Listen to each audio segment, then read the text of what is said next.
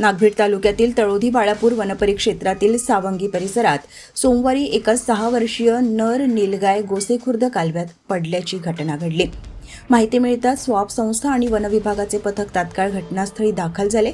खोल पाण्यात अडकलेल्या नीलगायला वाचवण्यासाठी तब्बल 2 तासांचे थरारक बचाव कार्य राबवण्यात आले। या रेस्क्यू ऑपरेशन दरम्यान जाळे आणि दोरखंडाच्या सहाय्याने नीलगायला बाहेर काढण्यात आले। अथक प्रयत्नांनंतर अखेर नीलगायला सुखरूप बाहेर काढण्यात यश आले। पशुवैद्यकीय अधिकारी डॉ. ईशा आकरे यांनी तपासणी करून नीलगायला तिच्या नैसर्गिक अधिवासात सुरक्षित सोडले। या मोहिमेत वन विभागाचे कर्मचारी आणि स्वाप संस्थेच्या सदस्यांनी मोलाची भूमिका बजावली।